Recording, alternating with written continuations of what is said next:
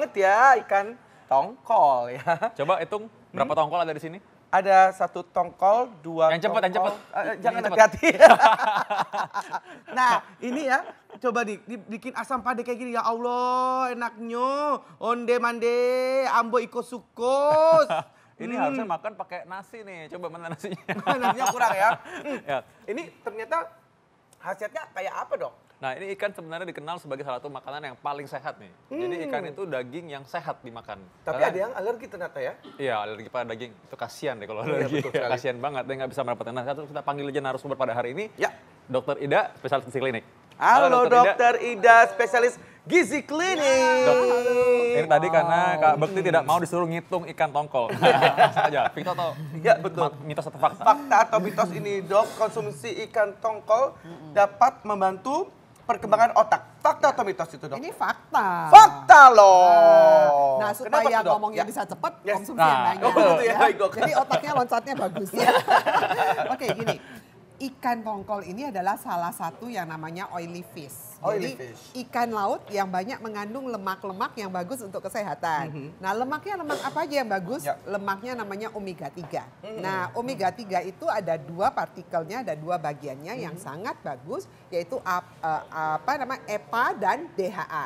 Dan DHA ini sangat baik sekali untuk perkembangan otak, sel otak ya. Jadi bagus sekali. Jadi ini adalah suatu fakta bahwa kalau kita makan ikan laut, terutama yang oily fish, itu memang bagus sekali untuk sel otak. Baik. Aduh, mudah-mudahan nih orang yang pengen makan ikan tongkol nggak keracunan ya. Karena soalnya katanya ada isunya nih, katanya ada racunnya katanya. Jadi mereka takut makan. Jadi itu menimbulkan alergi atau efek gatal. Mitos atau fakta?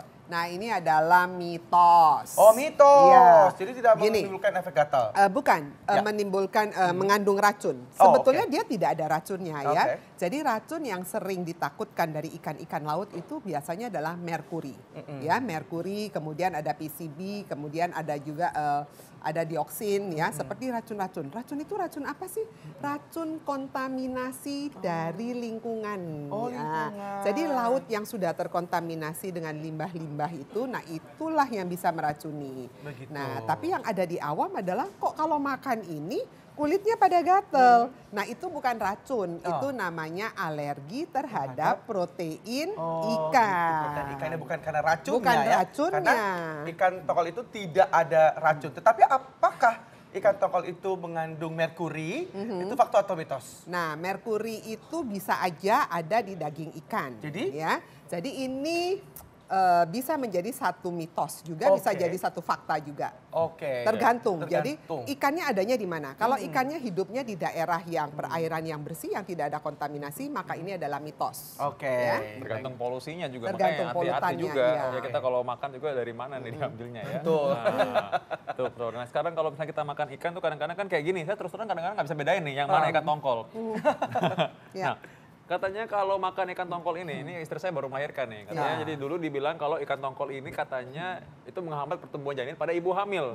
Mitos atau fakta? Ini mitos banget. Oh mitos ya. Mitos. Jadi ibu hamil boleh nggak makan? Boleh makan ikan, tapi yang paling sering ditakutkan adalah ikannya terkontaminasi. Itu. Nah, itu yang ditakutkan oleh dokter-dokter. Makanya orang-orang suka bilang, oh jangan makan ikan, takut nanti anaknya terkontaminasi dari merkuri. Bisa aja.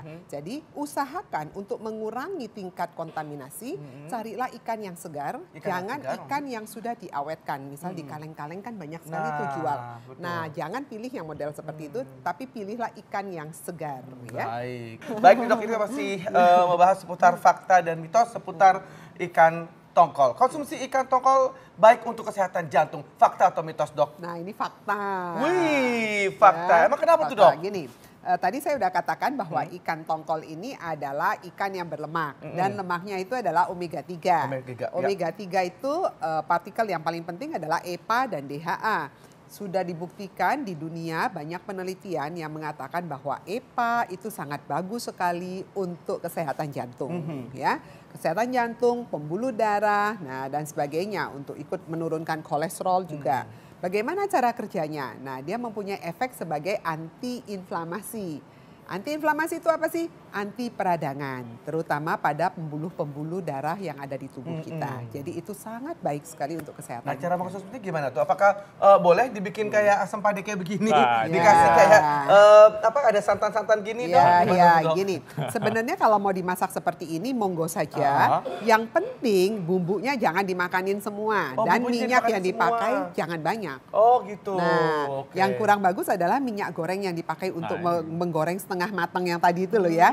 Tapi kalau bumbunya ini bagus karena bumbunya ada kunyitnya, kemudian ada serehnya, ya, ada banyak sekali bumbu dapur yang juga mempunyai efek yang sangat baik untuk kesehatan. Justru bumbunya ini dimanfaatkan supaya nggak banyakan asinnya, kebanyakan garamnya gitu Ya. kan. Ini rasanya dari sini, jadi nggak terlalu nggak berasa banget. Betul. Baik. Ada lagi nih manfaatnya selain kesehatan jantung, ikan tongkol ini juga menjaga kesehatan mata. Mitos atau fakta? Nah, ini adalah fakta. Fakta Nah, lagi. kok bisa ya? Nah, kita tahu ini banyak sekali penelitian yang sudah membuktikan bahwa ikan tongkol ini terutama untuk golongan EPA dan DHA-nya yang tadi saya bilang dia punya efek sebagai antiinflamasi, dia bisa mencegah terjadinya degenerasi retina. Nah, jadi untuk penyakit-penyakit pada orang tua kan sering sekali penglihatannya nanti kurang gitu bagus di luar katarak ya. Jadi dia makula densa degeneration. Nah, dia bisa memperbaiki. Terutama pada orang yang punya penyakit kencing manis. Nah, orang yang punya kencing manis kan dia bisa komplikasinya salah satu adalah retinopati diabetika. Jadi kebutaan yang timbul karena efek kencing manis kan kita suka lihat kenapa Bu matanya nggak kelihatan ternyata efek dari kencing manis gitu. misalnya.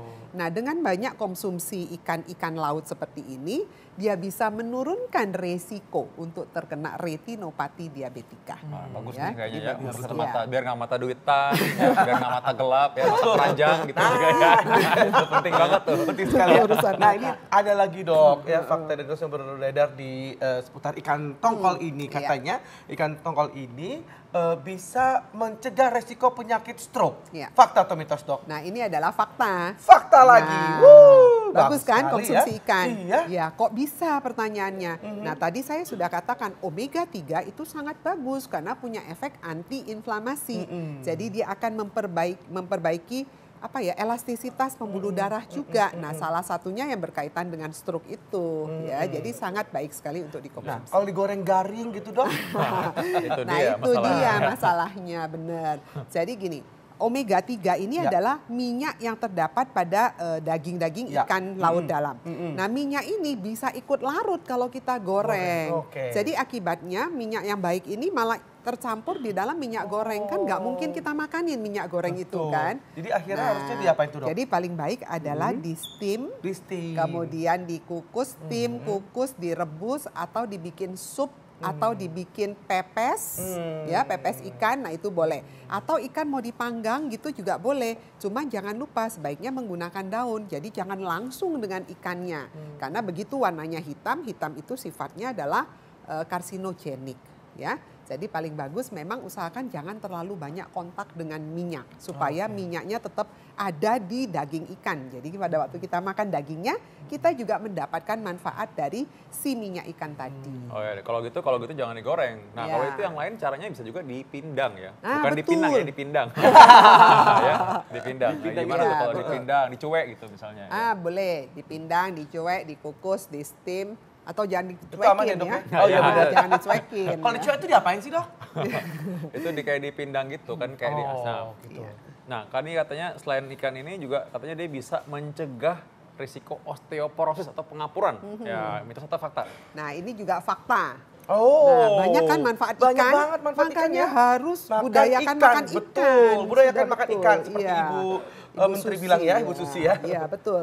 Lah kok bisa dia mencegah osteoporosis? Kita tahu bahwa ikan ini juga kaya akan mineral-mineral yang sangat bagus untuk kesehatan tulang. Ya, salah satunya adalah kalsium, ada fosfor, ada mangan, ada magnesium di dalamnya. Dan juga ikan ini mengandung antioksidan namanya selenium. Nah, selenium ini juga memberikan efek yang luar biasa untuk kesehatan. Wow. Ya. Jadi kalau kita konsumsi setiap hari itu bagus atau gimana Dok? Gini, Konsumsinya? oleh dunia Ya. ya WHO, FAO dan sebagainya dan pemeriksaan dari jantung juga ya, AHA ya, mereka sudah katakan minimal konsumsi ikan itu 2 porsi dalam 1 minggu minimal. 20 Nah, satu minggu tuh satu minimal. porsi itu berapa banyak pertanyaannya ya? Mereka tulisnya kira-kira 100 gram. Jadi misalnya hari Senin dan Kamis kita keluarkan menu ikan gitu. Kalau saya mau lebih boleh nggak? Boleh, tapi paling tidak 1 kali harus ada oily fish. Jadi ikan-ikan yang berlemak itu, yang laut dalam ya. Oh baik.